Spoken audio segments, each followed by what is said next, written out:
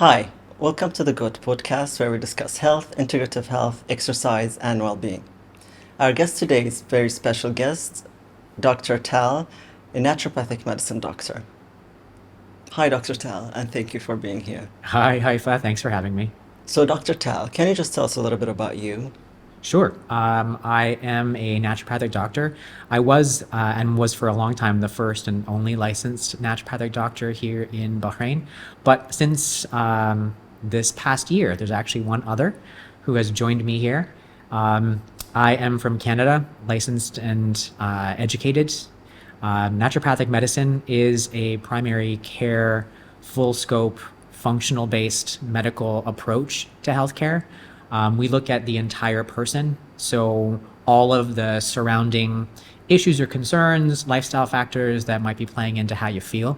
Our goal is to identify the root cause of what you are, of why you're feeling the way that you're feeling, and then apply any treatments to that. And then how we treat is primarily optimally using the most gentle, natural, supportive means possible. But in the right case with the right patients, I'm not opposed to using things like antibiotics or pharmaceuticals. It just depends on who I'm treating and for what. So, it's not very clear to, let's say, the majority of people, the difference between naturopathy and modern medicine. Hmm. So how would you like differentiate? Because many people don't really know, and they probably come to you as a, With questions. yeah, Yeah, no, for sure. I think it's a fair point. And even North America, where there are definitely more of us practicing, we still get a lot of questions. I think it's easier to approach the differences between sort of Western medicine and naturopathic medicine from the perspective of first, how we approach patient care. And as I said in the intro, it is functionally based medicine. We look at all of the factors that are in play in a person's life, whether it be psychological, physical, emotional. Um, we look at obviously the symptoms that they're coming in with, and we try to put it all together to understand really what is going on with the patient um, as a complete individual. And then once we piece those pieces together, that's when we start to apply regular testing and orthopedic tests and physical tests to then get a sense of what's happening internally.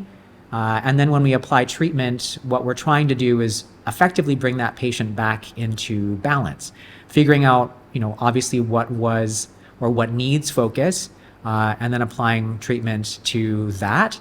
As I mentioned, root cause is also, I think, a very distinct difference between the way Western medicine approaches care and naturopathic medicine approaches care.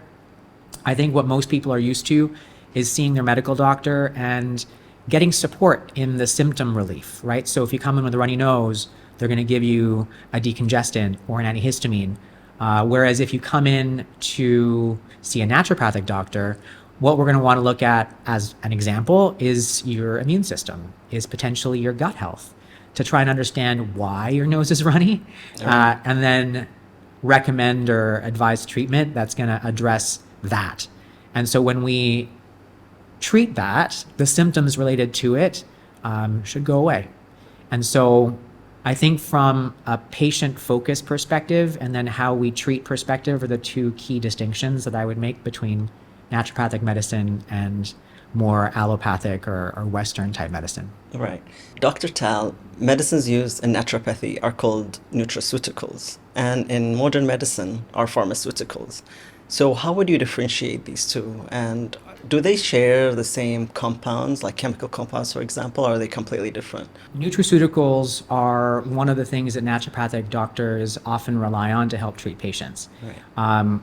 And nutraceuticals are either singular ingredients or they are plant based medicines or a combination of the two. And the difference between that and a pharmaceutical is that a pharmaceutical is a chemical that has been engineered in a lab by a pharmaceutical company, which may have similar effects on the body as some of the plant based or nutraceutical treatments that naturopaths use. Um, I think one of the differences is the way that we approach it is that our expectation or belief is that by using the more natural compound, you're going to have a more supportive impact on the person. Right. There tend to be more additional benefits to using them, whereas the pharmaceutical, because it's a chemical derivative, can often have unintended side effects. And the focus of pharmaceuticals, at least for the most part, is symptomatic relief, as opposed to really working on correcting or fixing the underlying nature of why the person is sick. Right. I wanted to ask you something about Oh, and one other thing. So you asked as well if there were similarities between right. pharmaceuticals and nutraceuticals, and yeah, in certain cases there are. So as an example, the poppy, right? The opium poppy we know has been engineered and refined chemically, pharmaceutically into your opioids, which is an entire class of medications often used for pain relief. And while the poppy in its botanical form, or even the more concentrated botanical form, has similar effects, it's not going to be as strong or potent as the chemical derivatives are. And as well, the side effects aren't going to be as extreme. Right. So, yeah, there are a number of medications that originally were developed off of the more natural original form. I've met many people who are, let's say, for example, are treated from things like prediabetes or, let's say, high cholesterol. And then that's, I'm talking about modern medicine way, right? And then I would suggest that they see a naturopathic doctor, and then they were a bit skeptical because they're not sure if it's safe and if it's okay to make that shift from pharmaceuticals to nutraceuticals. And is it safe to do that shift? I think the question, it depends Right. on how far along the path of illness the person is, how severe their condition is, how much of any medication they're currently taking. Because, yes, in some cases you can, for sure, transition from taking a pharmaceutical support to a more quote unquote natural support. But it really, really does depend on a number of factors. Ultimately, we want you to be safe. We also want the pharmaceutical to be effective in helping to manage your condition. And so there are a lot of factors that have to be taken into account if a person wants to transition. My recommendation would be to investigate alternative types of care before you actually need to take more severe medications. Because I think in more progressed, advanced illness, sometimes the only thing that you can take is a pharmaceutical or is a more intense type of drug. Whereas if you see someone like a naturopathic doctor early, we can help you stay healthy longer.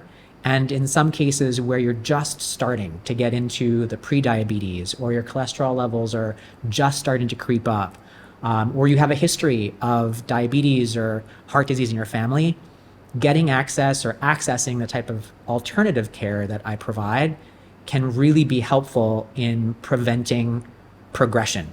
Right. And then you may never need to go on those more serious medications, hopefully, because we'll have managed it in a more natural, supportive way. As a naturopathic doctor, do you believe in the body's ability to self-heal? Absolutely.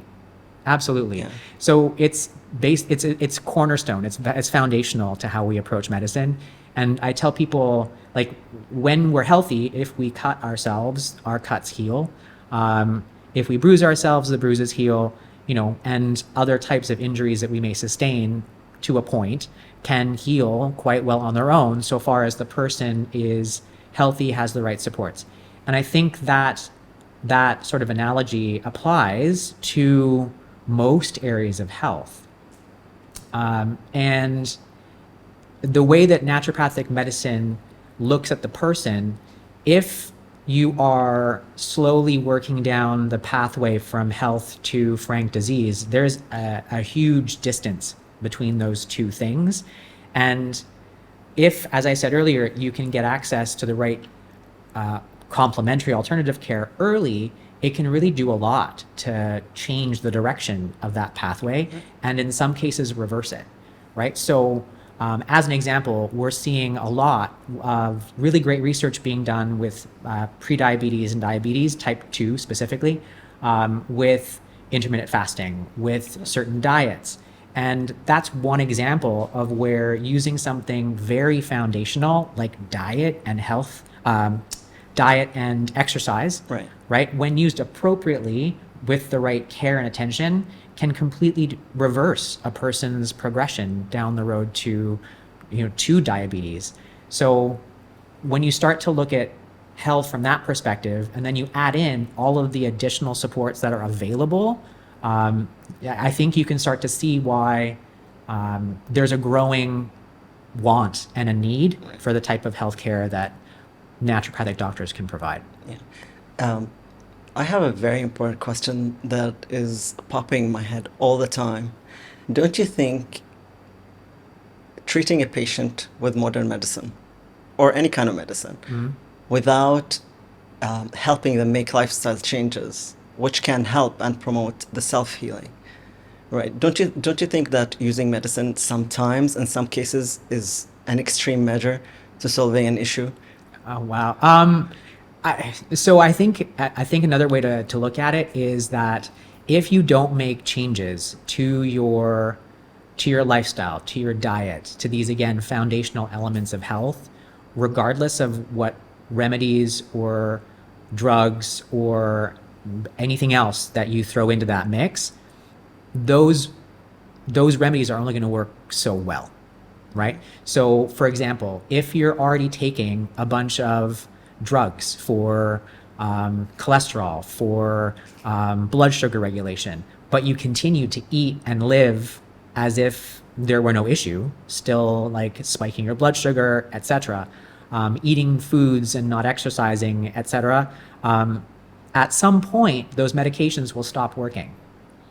So I feel that regardless of the remedy, even if I'm recommending, plant-based medicines, nutraceuticals, I always tell patients that you need to address the foundational elements of health first, like sleep, exercise, what you eat, how you eat, when you eat, access to the outdoors, like socializing with friends, right? Really looking at supporting the entire person so that they're already in a good state that, in the right context, those elements alone will prevent you from getting sick. Right. But when and if you do get sick, if those elements are already in place, you have a better chance of correcting any of those issues earlier than someone who isn't doing those things.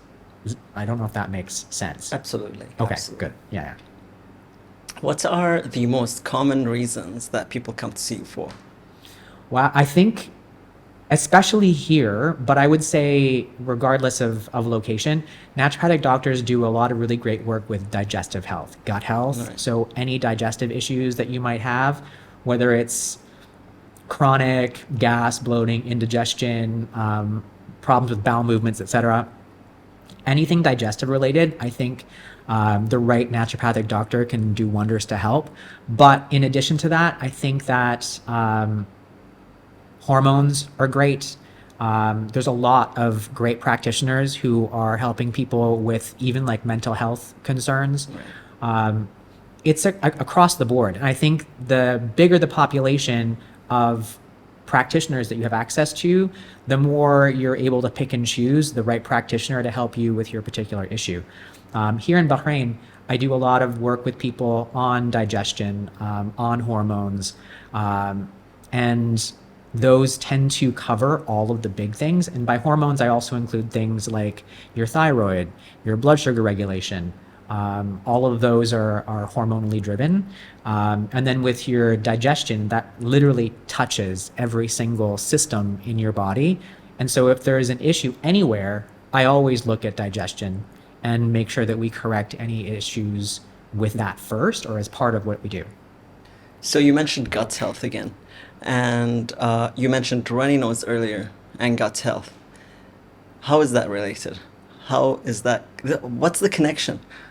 I think the umbrella answer to that question is the microbiome. The hundreds of trillions of microbes that make up your microbiome live synergistically in our bodies. And all of that entire population help us in innumerable ways, as far as from a straight digestive perspective all the way through to immune health. And when there's an imbalance in the microbiome, it can lead to things like leaky gut, which can then predispose people to having, low levels of chronic inflammation, which can impact their immune system, and then that makes them more predisposed to contracting colds and flus, developing things like allergies. So I think the connection from the gut to any other issue is very much going to be microbiome driven, and the lining of the intestinal tract itself. So the leaky gut component as well. I remember coming across an article, actually a research, that was made on cesarean kids and their gut health. And it stated that children who are born cesarean have, versus vaginally. yes, have poor gut health because they don't have like the proper microbiome. Yeah, Is that true? absolutely. So vaginal birth is not a it's not a sort of, I don't want to use the word clean process, but there are other bodily fluids and functions that are often involved when it comes to a woman giving birth vaginally. And so when a child is born vaginally, they are exposed to immediately a whole host of microbes and bacteria from the mom, and that helps to inoculate their immune system. Like their first exposure is going to be that bacteria. And so when you compare the microbiome of a child that's born vaginally versus the microbiome of a child who is born cesarean, and a cesarean section is a surgical procedure, right? It is not a minor surgery in any way, shape, or form. And it has to be conducted in an environment that prevents infection, that takes care of all of these issues that can arise.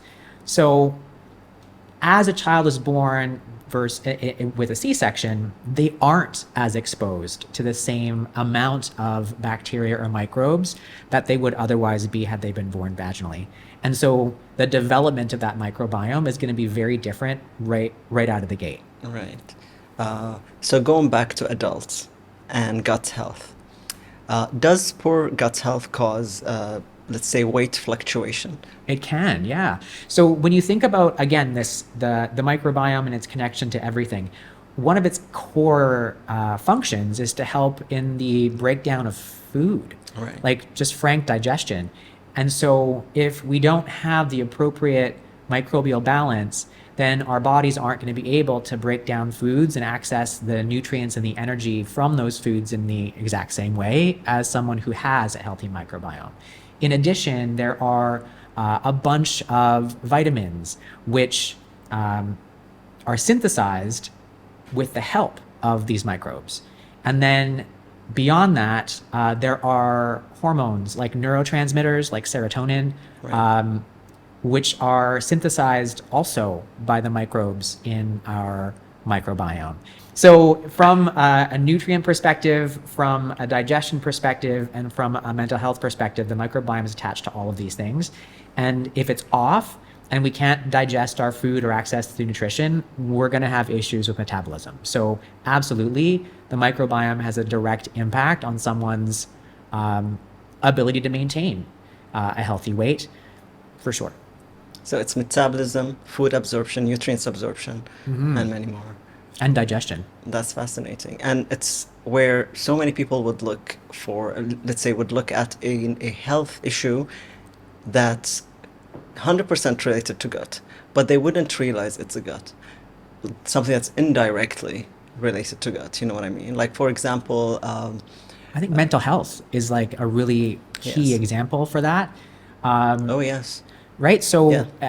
and I think that is like sort of a very broad umbrella statement to make, but we know that by supporting optimal digestion, supporting optimal microbial balance, it can have a significant effect on someone's mental health. And that is across the board and touches and is supportive in a number of issues related to mental health. So, yeah. Let me just like mention one thing about anxiety and the microbiomes. And many people who are anxious and have like chronic anxiety usually have very poor gut health. Is that true? I don't have statistics on Right. that handy, so I can't say for sure. Okay. But I would say that, as I said before, like regardless of what a person comes in with, I always ask about digestion. And if there are any issues related to digestion, I always address that as part of what we do. Right. Because even if we're not entirely sure that there's a direct causative impact, it is going to have other benefits which will be supportive.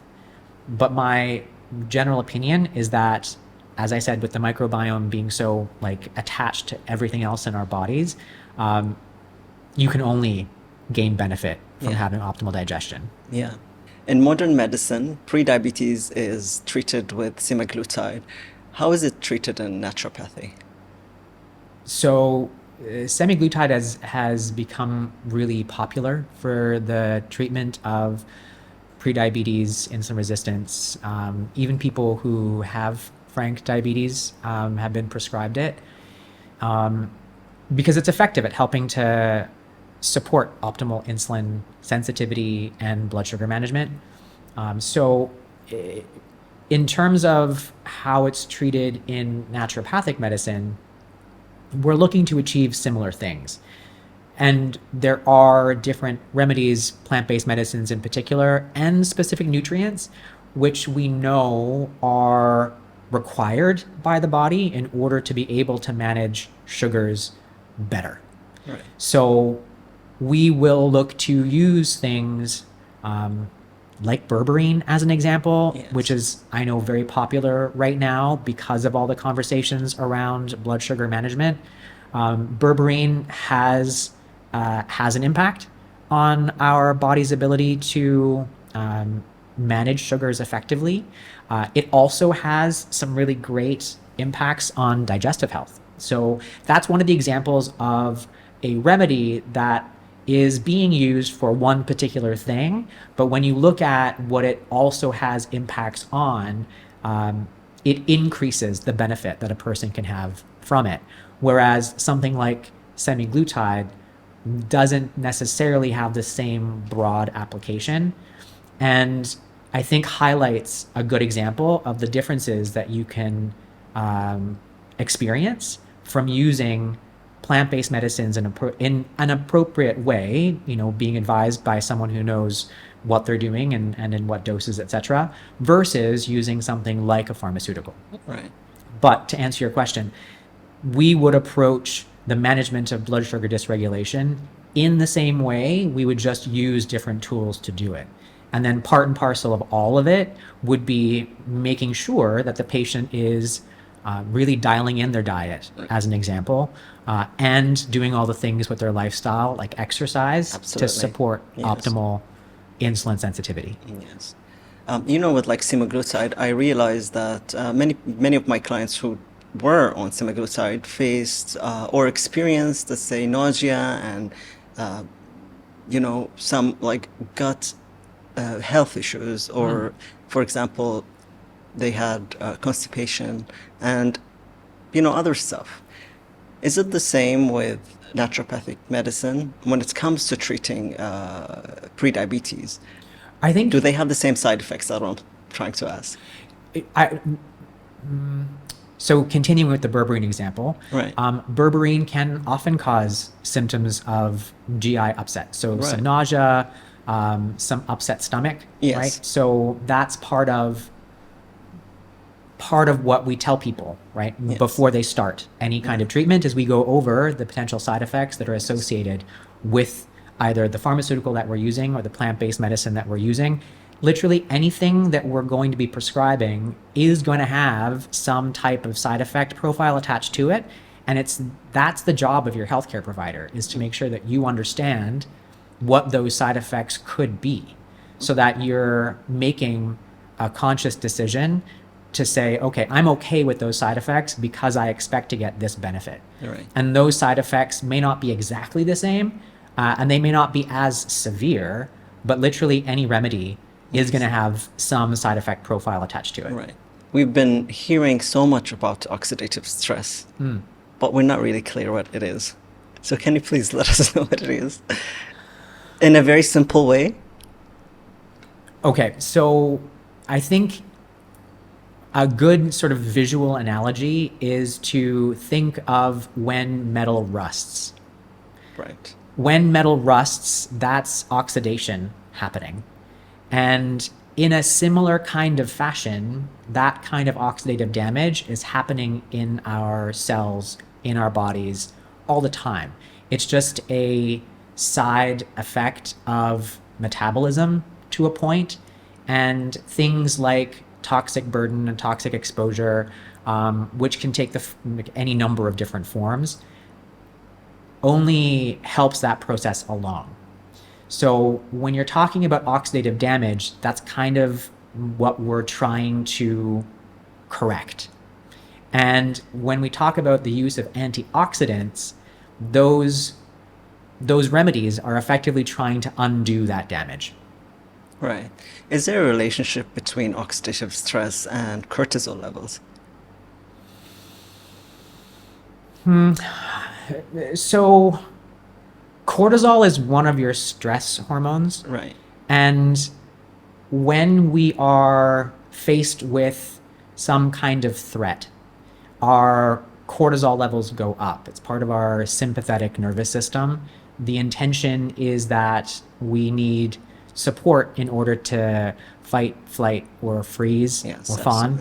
absolutely. And part of what happens in the processes that get upregulated can stimulate more oxidative stress. Right. But does cortisol in and of itself cause that? Not necessarily. I think it's part of the process. Yes. And if we're trying to really work on balancing the oxidative burden on our bodies, we have to talk about stress management and managing our cortisol levels, because if we spend too much time in that sympathetic overdrive, hyper stimulated state, our systems will effectively burn out faster. Right. And so, yes, they're related, but would I say that cortisol directly causes oxidative damage? No. I would just say that, it's part of the process that's attached to it. Can naturopathy help with obesity and help people who suffer from obesity? Can we help people manage weight? I believe that we can. Right. I believe that it is very dependent on what is happening with that person at, when they come into our office. If they're coming in with weight management issues, we should be doing the appropriate assessments to understand what potentially is contributing to that state. So, for example, if there is insulin resistance, Right. we know that high levels of insulin predispose people to putting on weight. And so long as there is increased levels of insulin, it's going to make it harder for that person to lose weight. Yes. And if that's the case, then by helping the patient to manage their insulin levels and also increase their insulin sensitivity, with the other supportive mechanisms, i.e. appropriate amounts of activity, appropriate diet modifications, we should be able to help that person lose some weight. Another example is if there are hormonal issues potentially, which are contributing to that person having issues with weight, whether it's a thyroid issue or an estrogen imbalance, we should be able to identify what that issue is and then apply the appropriate treatment to that. whether again, it's helping to balance out their thyroid or help to balance out their hormones like estrogens, progesterone, testosterone. These are all things that we should be able to do.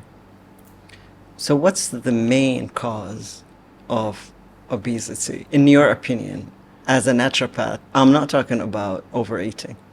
I'm talking about other issues that we don't know much about. I think, okay, so one of the things that I am constantly surprised by when people come to see me, whether it's for weight issues or hormonal issues in general, is how rarely people are measuring their insulin. Right. And as I mentioned, when there is excess insulin present, you're going to put on weight and it'll be harder to lose. So it's also, in my mind, it's the other half of the coin, right? Like, we can look at how much blood sugar is present, and I think a lot of us are already familiar and have had our blood sugars measured before. But the number of doctors who are asking for insulin to be measured as well, I'm not seeing it as often, and people aren't aware that insulin is this sort of counterpoint to glucose, and that if that is elevated, it'll be an issue. So I think that's one of the things that I would say. Would I say that that's the main cause of the obesity epidemic at this point globally? Absolutely not. I think obesity is a multi-factored problem. And when someone is seeking help for their weight concerns, I think it's important that they find someone who will help them explore all of the issues. Yes. And not specifically focus on any one thing, because it's not just about your hormones. There almost always is going to be other factors that Yes. play into it. So I don't think the obesity issue is a simple one to talk about at all. And you can probably do an entire podcast episode about that, because there are so many things that play into it. Yes. I think we covered all the questions. So I just wanted to add that when people come to see me, it's often for things like digestion, it's for hormonal support, stress, sleep, mental health concerns. And a lot of anti-aging right now. There's a lot of focus on how to live better longer. And I think from a preventative, proactive healthcare perspective, naturopathic doctors are going to be your best friend in trying to maintain health for as long as you can. And then in terms of how to find me, you can find me on Instagram at dr.taalbastian.nd. And I work at Alchem Health and Wellness, which is located in City Center. You can also find us at alchem.bh on Instagram.